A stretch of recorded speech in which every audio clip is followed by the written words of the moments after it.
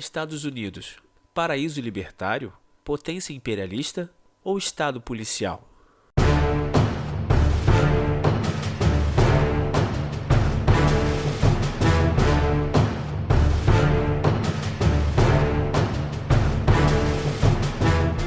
Este artigo foi escrito por Wagner Herzog, publicado pelo Instituto Rothbard e narrado por Rafael Oliveira. Quando falamos dos Estados Unidos, não há dúvida de que somos tomados por sentimentos conflitantes. Também pudera. Uma das sociedades mais complexas e multifacetadas do globo terrestre, o termo excepcionalismo americano foi estabelecido para tentar explicar por que os Estados Unidos é um país extremamente singular, sem paralelo na história da humanidade. Sem dúvida, os Estados Unidos é um país de muitos contrastes. Embora complexidades culturais estejam presentes em muitos países, não unicamente, mas especialmente naqueles de proporções continentais, não deixa de ser curioso analisar alguns elementos da cultura americana que definitivamente a tornam única. Uma sociedade de contrastes e paradoxos bastante extremos. Temos no mesmo país uma das maiores indústrias pornográficas do mundo, lado a lado com uma sociedade majoritariamente conservadora de moral cristã. Metrópoles de milhões de habitantes estão a apenas alguns quilômetros de cidades extremamente pequenas, onde todos os membros da comunidade se conhecem e todos se reúnem para celebrar o Festival da Primavera. Uma sociedade extremamente patriótica, orgulhosa de seus costumes, história e tradições, está perfeitamente inserida em um dos países que mais recebe imigrantes de praticamente todas as regiões do mundo. E é também uma sociedade com forte inclinação nacionalista, onde se multiplicam movimentos separatistas por todo o território do país. Não há dúvida de que, direta ou indiretamente, somos todos atualmente influenciados pela cultura americana, que definitivamente se tornou onipresente. Ela está em toda a parte. Somos constantemente bombardeados e influenciados por ela. Cinema, música, literatura. Todos já assistimos a inúmeros filmes produzidos em Hollywood. Todos nós já lemos Jack London, Jack Kerouac ou Ernest Hemingway. A maioria de nós sabe ler e falar inglês. Também sabemos como o conservadorismo americano há muito tempo influencia movimentos políticos no mundo inteiro e serve como uma espécie de bússola moral ideológica das nações e da preservação de costumes e tradições seculares. No entanto, para avaliar corretamente os Estados Unidos e o impacto de sua influência, tanto cultural quanto política no resto do mundo, precisamos entender que a sociedade americana e o governo americano são duas coisas completamente distintas. Essa separação é fundamental. Não há nada de errado em desprezar e detestar o governo americano, mas não existem motivos ou razões válidas para uma pessoa sensata e prudente detestar o povo americano, ao menos de forma geral. Evidentemente, isso se aplica a qualquer caso. Uma pessoa sensata irá certamente desprezar e odiar a ditadura chinesa, mas não existem motivos racionais válidos para se odiar ou desprezar o povo chinês. Conservadorismo, libertarianismo e a sociedade americana. Evidentemente, quando falamos sobre a cultura político-ideológica da sociedade americana, o seu conservadorismo e o seu libertarianismo se sobressaem de formas e maneiras bastante evidentes. A valorização da liberdade sempre foi presente na sociedade americana, e ela faz parte de sua cultura tradicional. Desde cedo, o cidadão americano foi ensinado a cultivar o respeito pela liberdade e a lutar por ela. O americano entende que o Estado não é o seu dono. Portanto, sempre que o Estado se revelar uma ameaça para ele, para a comunidade e para o seu estilo de vida, ele tem o direito inerente de lutar para se defender. Essa é uma das principais razões pelas quais a sociedade americana permanece sendo uma das mais armadas do mundo. O reconhecimento de que o Estado é uma ameaça sempre presente levou os americanos a compreender que a tirania do Estado só pode ser contida se os indivíduos estiverem muito bem armados. Até mesmo a Constituição Federal e as constituições estaduais reconhecem o direito dos cidadãos de se agruparem em milícias para resistir à tirania do Estado. Na prática, os cidadãos americanos sabem o valor que isso representa para a preservação e a manutenção da liberdade. Para citar um exemplo relativamente recente, no final de 2019, Ralph Northam, o então governador democrata da Virgínia, decidiu implementar uma política de desarmamento da população. Rapidamente, os cidadãos armados em todo o estado se mobilizaram para protestar contra esta medida autoritária. Diversos condados se tornaram santuários da Segunda Emenda. e um condado em particular, Tazewell, foi mais além e aprovou uma resolução de milícia. Em alguns dias, cidadãos de outros estados americanos foram até a Virgínia para se juntar aos protestos, até mesmo para evitar medidas similares de serem adotadas em seus estados natais. Isso congregou uma enorme reação em cadeia, que se mostrou uma formidável manifestação popular em defesa da liberdade. A medida arbitrária de desarmar os cidadãos do estado da Virgínia e privá-los do seu direito natural de se defender deflagrou uma comoção geral, que gerou repercussões negativas no país inteiro.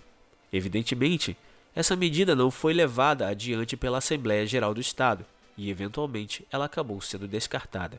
Não há dúvida de que a medida terrivelmente estúpida de desarmar os cidadãos foi abandonada porque a classe política e os burocratas do Estado ficaram todos apavorados. Milhares de cidadãos protestando armados devem ser obedecidos. Evidentemente, os cidadãos da Virgínia não teriam tido formas e maneiras de impor sua vontade, caso estivessem desarmados. Mais uma vez, os americanos nos ensinaram uma preciosa lição. Políticos e burocratas não precisam necessariamente respeitar a população. O correto é que eles tenham medo dela. Eles devem ficar apavorados, devem ser consumidos pelo pânico e pelo medo. Mas para esse medo ser cultivado, é fundamental que a população esteja armada. Esse exemplo formidável e radical da agressiva e inflexível oposição ao Estado, com disposição para declarar guerra civil, ainda que não seja exclusivo dos americanos, é uma importante manifestação de suas inclinações e de sua tradição libertária. A politização prática e a eventual produção de um arcabouço teórico libertário justnaturalista fez os Estados Unidos se tornar, invariavelmente, um farol da liberdade para o resto do mundo. Tão importante quanto, o conservadorismo americano criou raízes igualmente sólidas no imaginário popular e no ambiente político global. Só que enquanto o libertarianismo americano está mais associado a armas, liberdade individual, evasão fiscal e resistência ao Estado, o conservadorismo está mais associado ao militarismo, à bandeira, Star and Stripes, à estátua da liberdade e a tortas de maçã. Embora, é claro, essa seja apenas uma generalização. Não obstante, é inegável que o conservadorismo e o libertarianismo americano fazem um overlap interessante, muito mais acentuado do que no caso brasileiro, onde as divergências são muito mais aparentes, embora em muitos pontos ambos sejam quase derivados do seu correspondente americano. Na política prática, o libertário americano foi criado basicamente para ser um minarquista que tenta evitar a expansão do Estado. Por causa do overlap que permite uma convergência de crenças e objetivos em comum, a distinção entre o conservador e o libertário americano pode não ser tão aparente a princípio. Em qualquer um dos casos, nenhum deles pretende acabar com o Estado em si, lembrando que minarquistas nos Estados Unidos são considerados libertários. Ambos querem apenas reduzi-lo, contê-lo ou ter meios para se resguardar e se proteger no caso de uma tentativa de usurpação dos seus direitos naturais, como o governador da Virgínia tentou fazer em 2019. Seja como for, não há dúvida de que a sociedade americana, de forma geral, possui genuínas e inquestionáveis credenciais libertárias.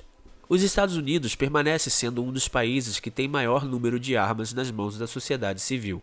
São 393 milhões de armas para uma população de 331 milhões de habitantes, 120 armas para cada 100 pessoas.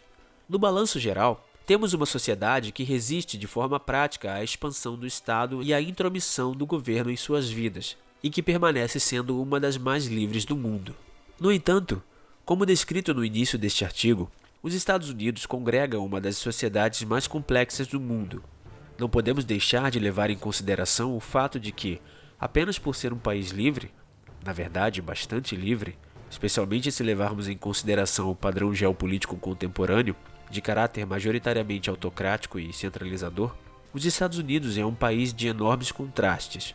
Por exemplo, seria impossível negar que os Estados Unidos possuem um governo federal altamente militarista, expansionista e intervencionista, responsável por tragédias, crimes de guerra e catástrofes inenarráveis em vários países do Oriente Médio, da Ásia e da África.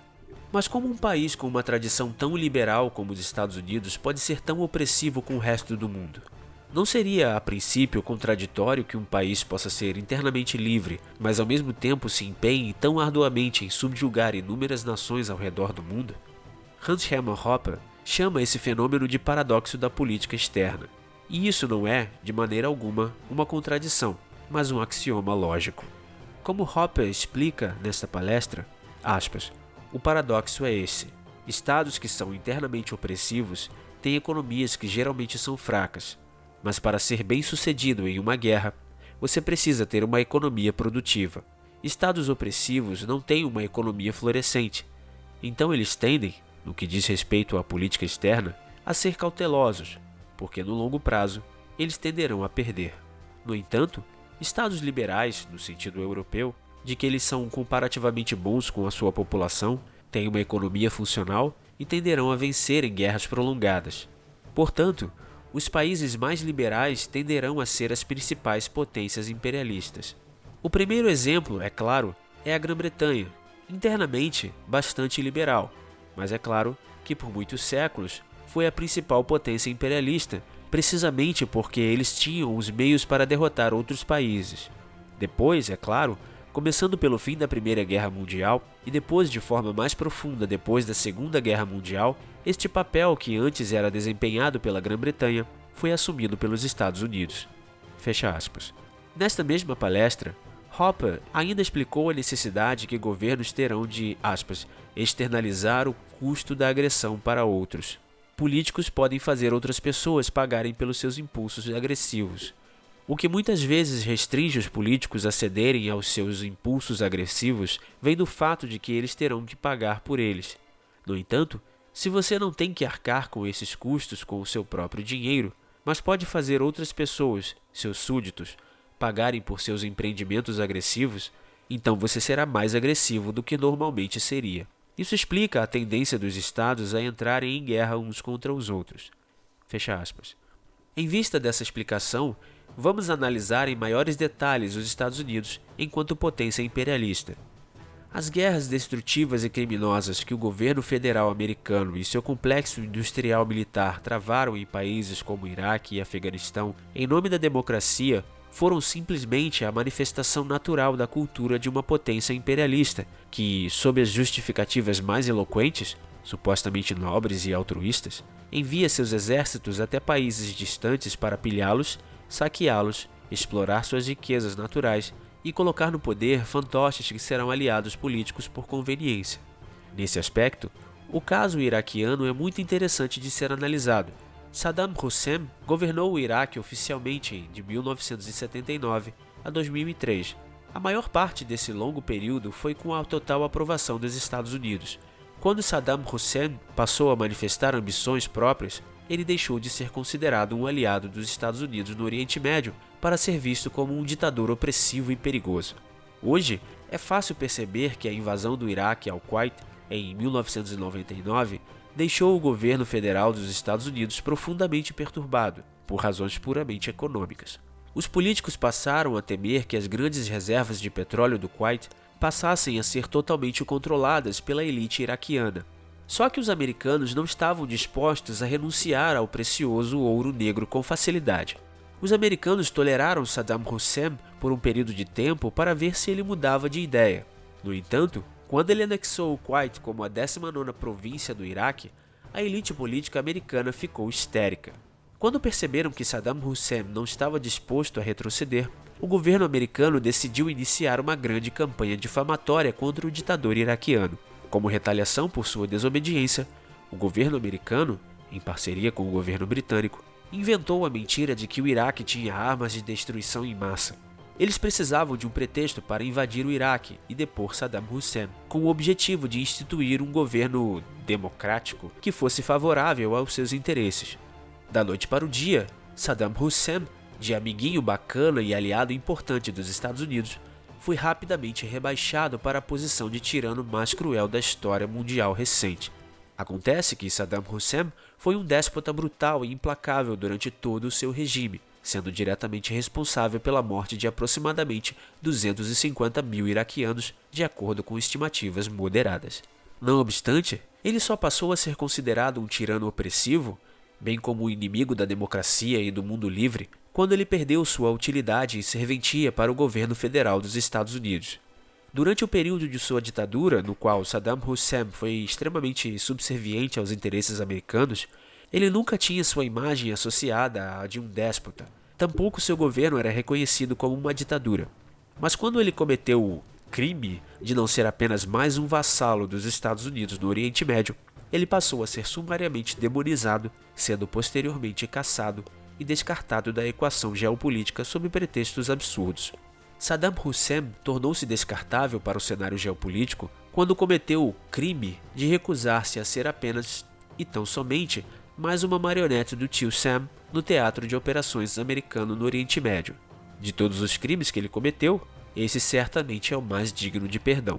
A máquina de propaganda anglo-americana fez tudo o que estava ao seu alcance para retratar Saddam Hussein como um ditador cruel e implacável, tanto quanto se empenhou em mostrar o exército dos Estados Unidos como uma força benéfica e redentora. Da mesma forma, a ocupação americana foi difundida como necessária para pacificar e reconstruir a nação iraquiana.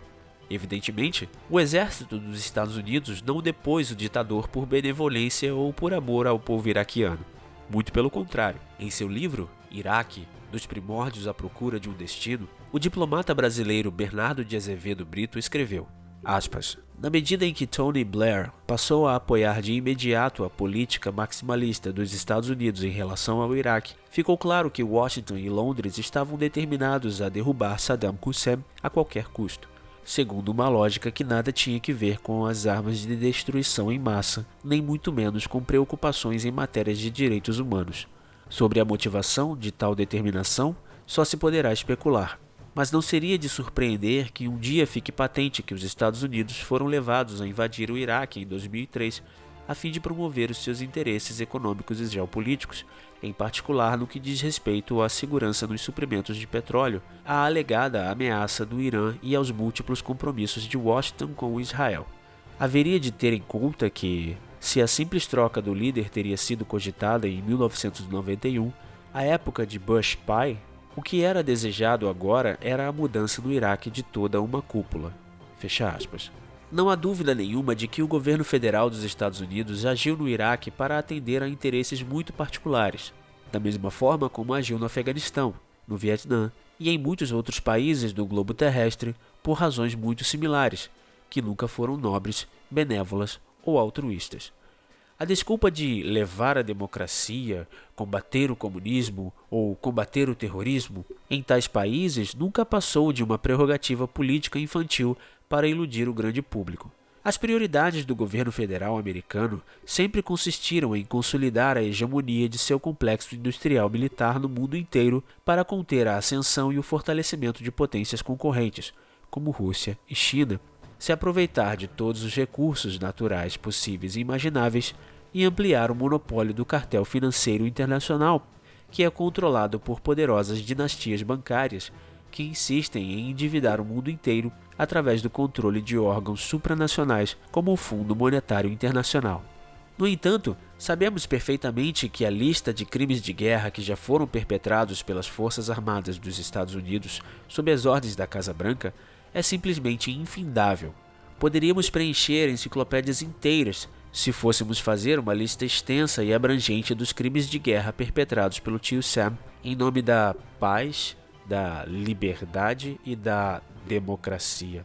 Para citar um exemplo, em 2015, um escândalo nacional foi deflagrado quando 4 indivíduos da Força Aérea, Brandon Bryant, Michael Hess, P.W. Singer e Chris Wallace, que operavam drones em operações de contra-terrorismo que tinham por objetivo abater alvos em países do Oriente Médio, como o Afeganistão, afirmaram publicamente que os drones eram muito eficientes em matar centenas ou até milhares de civis inocentes.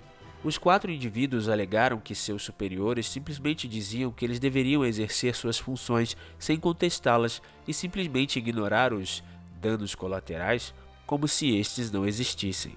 Os 4 whistleblowers foram ameaçados com processos na corte marcial por revelarem segredos militares. Mesmo assim, querendo limpar suas consciências dos terríveis crimes de guerra dos quais foram cúmplices, eles decidiram escrever e enviar uma carta ao então presidente Barack Obama, que em parte dizia, aspas, chegamos à conclusão de que os civis inocentes que estávamos matando, apenas alimentavam os sentimentos de ódio que deflagraram o terrorismo e grupos como o ISIS, ao mesmo tempo em que serviam como uma ferramenta fundamental de recrutamento semelhante à Baía de Guantánamo. Este governo e seus antecessores construíram um programa de drones que é uma das forças motrizes mais devastadoras do terrorismo e da desestabilização em todo o mundo. Testemunhamos desperdício grosseiro, má gestão, abusos de poder e os líderes de nosso país mentindo publicamente sobre a eficácia do programa de drones. Não podemos ficar sentados em silêncio e testemunhar tragédias como os ataques em Paris, sabendo dos efeitos devastadores que o programa de drones tem no exterior e em casa. Fecha aspas. Adicionalmente, os 4 whistleblowers afirmaram que é uma prática comum entre militares sêniores das Forças Armadas frequentar convenções de videogames com o objetivo de identificar e coagir ao recrutamento militar jovens que se mostram excepcionalmente habilidosos em jogos eletrônicos. Apesar da considerável repercussão que o escândalo gerou na época, quase 7 anos, esse acontecimento acabou se tornando apenas mais um a constar na infindável lista de atrocidades e crimes de guerra cometidos pelas Forças Armadas Americanas. Em pouco tempo, esse escândalo militar acabou sendo relegado ao segundo plano, até que foi convenientemente esquecido pelo público. Muito provavelmente, o programa de ataques de drones supervisionados pela CIA continua ativo, a partir de bases remotas localizadas em regiões inóspitas, como o deserto de Nevada. Diante dos fatos apresentados, é impossível negar que os Estados Unidos é uma criminosa e deplorável potência imperialista. Mas, novamente, é necessário enfatizar mais uma vez que existe uma diferença fundamental entre o governo americano e a sociedade americana, que são duas coisas completamente distintas. Os crimes de guerra cometidos pelas Forças Armadas no exterior, com a aprovação e beneplácito do governo federal, são frequentemente criticados com indignação mordaz por cidadãos americanos comuns. Na verdade, muitos deles criticam de forma contundente todas as intervenções militares e todos os projetos de ocupação do exército americano no exterior. Tanto paleoconservadores, um movimento exclusivamente americano que está em franca oposição aos neoconservadores militaristas e intervencionistas, quanto libertários, são opositores ferrenhos de qualquer intervenção militar americana em território estrangeiro. Ambos os grupos afirmam categoricamente que o governo federal americano não deveria interferir em questões internas de outros países e todas as tropas americanas estacionadas em bases militares no exterior deveriam ser convocadas para retornar ao território americano. Infelizmente, o governo federal americano não parece nem um pouco disposto a atender esse pedido, pois usa o seu poderoso exército para atender aos interesses escusos das poderosas elites econômicas que estão no controle do sistema político. Sabemos que, no final das contas, para as elites bancárias, a guerra é um grande negócio. Quando analisamos os acontecimentos por essa perspectiva, fica fácil compreender por que o governo federal americano se tornou uma máquina de massacrar pessoas, tanto estrangeiros quanto os seus próprios cidadãos, que são frequentemente enviados para morrer em guerras deploráveis e inúteis, porém lucrativas, ao redor do mundo. Um estado policial vigilante e onipresente. Como não poderia deixar de ser, para completar o trágico mosaico de contradições que é a sociedade americana, é impossível omitir o fato de que os Estados Unidos também pode ser considerado um mortífero e opressivo estado policial, onde a CIA, o FBI, a ATF, a TSA e o IRS, para citarmos apenas algumas siglas das agências que formam coletivamente uma institucional sopa de letrinhas, servem aos interesses de uma aristocracia onipresente de caráter altamente extorsivo, intrusivo e vigilante, que não hesita em espionar, perseguir, encarcerar e até mesmo matar cidadãos inocentes acusados de incorrer em alguma suposta violação cometida contra a legislação do governo federal. Geralmente, essas atividades opressivas e violentas são executadas com a desculpa de combate ao terrorismo ou evasão fiscal. As deploráveis e criminosas arbitrariedades que o governo federal americano executa contra seus próprios cidadãos, além de corriqueiras, são bastante perversas e violentas. Vou citar um caso relativamente recente que se tornou bastante conhecido. Em 2013, um indivíduo chamado Ross Ulbricht foi preso por operar um site chamado Silk Road, dedicado única e exclusivamente a transações comerciais, compra e venda de entorpecentes e substâncias consideradas ilícitas pelo Estado. Ulbricht usava o navegador Tor para permanecer anônimo e aceitar criptomoedas como forma de pagamento. Apoiador do veterano libertário Ron Paul, Ross Ulbricht era também um entusiasta das ideias agoristas de Samuel Konkin. Uma de suas motivações para criar o site foi justamente o genuíno espírito americano de resistência ao Estado.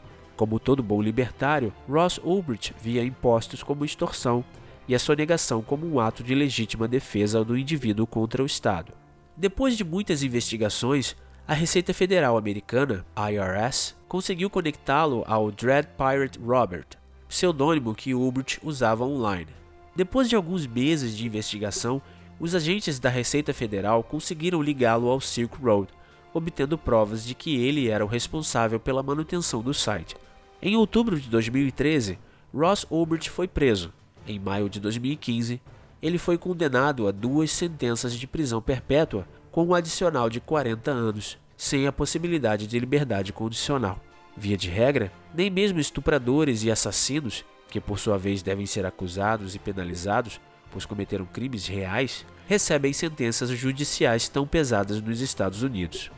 A sentença brutal, injustificável e terrivelmente desproporcional que Ulbricht recebeu como penalidade por seu crime lhe foi imputada pelo simples fato de que ele operou um site na internet por 2 anos que oferecia ao seu público um ambiente virtual livre para o comércio de substâncias consideradas ilícitas pelo governo. A verdade, no entanto, é que Ross Ulbricht não cometeu nenhum crime real. Ele não extorquiu, não ameaçou e nem mesmo agrediu terceiros. Ele não obrigava ninguém a navegar pelo site ou a realizar transações comerciais no Silk Road. Ele era simplesmente um sujeito comum que operava um site de transações comerciais puramente voluntárias na internet. Se você não pode fazer nem mesmo isso sem a autorização do Estado, então você é literalmente um escravo. Essa trágica injustiça mostra como o governo federal americano é, de fato, um Estado policial que está em uma guerra permanente contra a liberdade e contra os seus próprios cidadãos. Um documentário sobre o caso Ross Ulbricht, intitulado Deep Web, narrado por Keanu Reeves, foi lançado em 2015. Um filme intitulado Silk Road, Mercado Clandestino, foi lançado em 2021 e mostra em detalhes a vida e a trajetória de Ross Ulbricht. Conclusão? Essa análise nos mostra que, de fato, os Estados Unidos é efetivamente um país singular que possui uma sociedade repleta de contrastes, sendo incrivelmente complexa no vasto mosaico de suas múltiplas composições. Isso é justamente o resultado de uma sociedade plural, composta por grupos, etnias e culturas extremamente diferentes, com ideologias, filosofias e crenças divergentes. Ao falar dos Estados Unidos, falamos de um país que mexe profundamente com o imaginário popular. E não é para menos, pois ao falar dos Estados Unidos, estamos falando de uma sociedade que é, ao mesmo tempo, núcleo de resistência libertária da sociedade civil contra a tirania estatal, um implacável e truculento Estado policial e a mais cruel e desumana potência imperialista da história, contrastes excepcionais para um único país. Por isso desperta tantas paixões e sentimentos conflitantes. Levando todos os pontos positivos e negativos em consideração, é inegável o fato de que os Estados Unidos pode ser considerado uma grande escola, que tem muito a nos ensinar, tanto sobre como devemos agir e o que devemos evitar, especialmente quando o assunto em questão é a persistência radical e inflexível na luta pela ética, pelo voluntarismo e pela liberdade. O link para este artigo está na descrição. Obrigado.